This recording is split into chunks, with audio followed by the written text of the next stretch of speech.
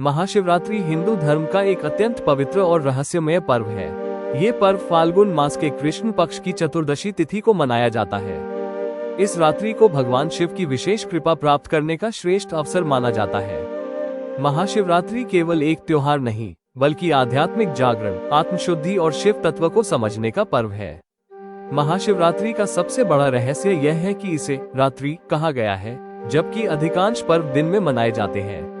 माना जाता है कि इस रात्रि ब्रह्मांडीय ऊर्जा अपने चरम पर होती है। योग और तंत्र शास्त्र के अनुसार इस रात पृथ्वी की ऊर्जा ऊपर की ओर प्रवाहित होती है, जिससे साधक को ध्यान और साधना में विशेष लाभ मिलता है।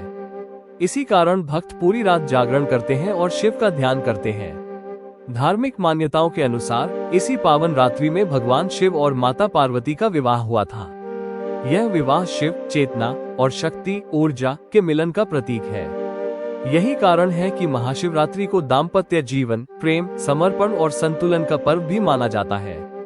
एक अन्य पौराणिक रहस्य समुद्र मंथन से जुड़ा है। जब देवताओं और असुरों ने समुद्र मंथन किया, तब उससे विष हलाहल निकला, जिससे सृष्टि के नाश का संकट उत्पन्न हो गया।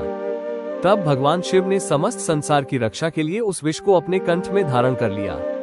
इसी कारण उन्हें नीलकंठ कहा जाता है। महाशिवरात्रि पर शिवलिंग पर जल और दूध चढ़ाने की परंपरा इसी घटना की स्मृति से जुड़ी मानी जाती है। महाशिवरात्रि का रहस्य शिवलिंग में भी छिपा है। शिवलिंग को केवल एक मूर्ति नहीं, बल्कि ब्रह्मांडीय ऊर्जा का प्रतीक माना जाता है। ये सृजन और विनाश के संतुलन को दर्शाता है। शिवलिंग पर जलाभिषेक करने का अर्थ है अपने अहंकार, क्रोध और नकारात्मकता को शांत कर आत्मा को शुद्ध करना।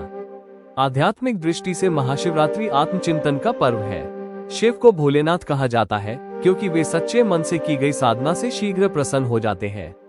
इस दिन उपवास, मंत्र जाप, ध्यान और रुद्राभिषेक का विशेष महत्व है। माना जाता है कि इस रात्रि की गई साधना कई गुना फल देती है।